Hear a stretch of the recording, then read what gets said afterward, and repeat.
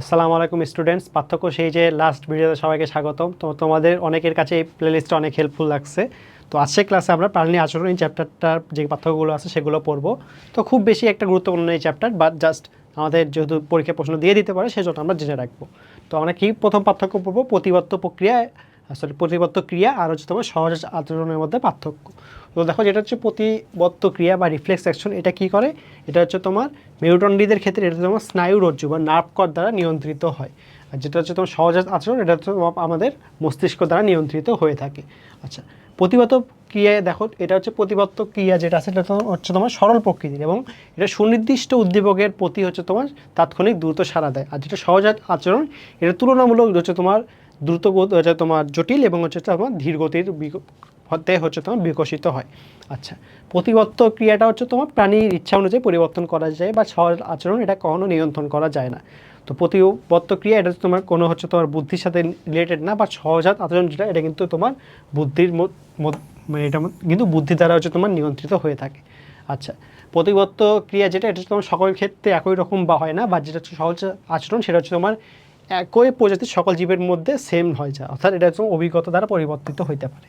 এরপর দেখো, প্রতিবর্ত ক্রিয়াটা কি? এটা হচ্ছে তোমার আত্মরক্ষামূলক, বা যেটা হচ্ছে তোমার সহজাত ক্রিয়া এটা কিন্তু আত্মরক্ষা এবং বংশরক্ষা উভয়ই রক্ষা করতে পারে। এরপর দেখো, জৈবনিক যে তোমার চাহিদাগুলো আছে এটা প্রতিবর্ত ক্রিয়া দ্বারা হচ্ছে মেটানো যায় না, বা যেটা সহজাত আচরণ এটা কিন্তু জৈবনিক সকল প্রয়োজন মেটাতে এটা কিন্তু অপরিহার্য, অর্থাৎ এটা লাগবেই। এরপর আমরা আসি যে সহজাত আর শিখন আচরণের মধ্যে পার্থক্য। তো সহজাত আচরণ মানে কি? যেটা হচ্ছে তোমার একটা জীব জন্মের পরপরই শেখে, সেটা হচ্ছে তোমার জন্মের সাথে সাথে সে একদম তার মধ্যে বিকশিত হয়ে যায় বাপ মায়ের ডিএনএর মাধ্যমে। আর যে শিখন আচরণ সেটা হচ্ছে কোনো একটা জীব শেখার মাধ্যমে হচ্ছে তোমার এই আচরণটা হচ্ছে প্রদর্শন করে। তো যেটা সহজাত আচরণ এটা কি? এটা কিন্তু বংশ পরম্পরা প্রদর্শিত হয়, বা যেটা হচ্ছে তোমার শিখন আচরণ এটা কিন্তু বংশ পরম্পরা প্রদর্শিত হয় না। এরপরে দেখো, সহজাত আচরণ কিন্তু একটা প্রজাতির জন্য সুনির্দিষ্ট, বা শিখন আচরণটা কিন্তু সকল প্রজাতির জন্য সুনির্দিষ্ট না। এক এক প্রজাতিতে কিন্তু এক এক রকমের শিখন আচরণ দেখা যায়। যেমন বান্দর অনুকরণ করতে পছন্দ করে, আমরা অনেকে হয়তো করি, বাট আমরা অনেক কাজ আছে যেটা আমরা শেখার মাধ্যমে করি। আমরা আচরণ শিখি, তারপর হচ্ছে তোমার কীভাবে হচ্ছে তোমার কোনো একটা ধরো খেলাধুলা সেগুলো আমরা শিখি। তো এগুলো হচ্ছে তোমার শিখন আচরণ। আচ্ছা, তো যেটা সহজাত আচরণ এটা হচ্ছে অভিযোজনের ফলে বা অভিজ্ঞতার আগলে কিন্তু বিকশিত হয় না, বাট যেটা তোমার অভিজ্ঞতার মাধ্যমে কিন্তু আমরা তোমার এই শিখন আচরণ এটা কিন্তু বিকশিত করতে পারি। আচ্ছা, সহজাত আচরণ স্বভাবজাত, এর সাথে বুদ্ধির কোনো সম্পর্ক নেই। বাট যদিও আগের স্লাইডে আমরা পড়ছি সহজাত আচরণের মধ্যে বুদ্ধির ছাপ সুস্পষ্ট। সো নর্মাল সহজাত আচরণ যেটা, এর মধ্যে আসলে বুদ্ধির ছাপ থাকার দরকার নেই, কারণ এটা হচ্ছে তোমার মানুষ জন্মের পরেই যেটা আচরণ শিখতেছে সেটা কিন্তু সহজাত আচরণ, সেখানে আবার বুদ্ধির কী দরকার আছে? এটা তো বংশ পরম্পরায় প্রদর্শিত হচ্ছে। এরপরে দেখো, এই সহজাত আচরণ এটা অনপেক্ষ প্রতিবর্ত প্রক্রিয়া দ্বারা প্রভাবিত হয়, আর যেটা শিখন আচরণ এটা হচ্ছে তোমার সাপেক্ষ প্রতিবর্ত ক্রিয়া দ্বারা প্রভাবিত হয়। আচ্ছা, উদাহরণগুলো দেখবা যে বাবুই পাখির যেটা বাসা নির্মাণ এটা হচ্ছে তোমার সহজাত আচরণ, আর শিখন আচরণগুলো কি বলছে যে কারখানার শব্দময় পরিবেশের শ্রমিকদের কাজ করা এই অ্যাবিলিটি এটা হচ্ছে তোমার শিখন আচরণ। এরপরে আসলে পার্থক্য যে রানী, পুরুষ আর কর্মী মৌমাছি এদের মধ্যে পার্থক্য কী? তো রানী মৌমাছির আকার সবচেয়ে বড় হবে, পুরুষ মৌমাছির আকার তার থেকে ছোট, আর কর্মী মৌমাছি হচ্ছে সবচেয়ে ছোট।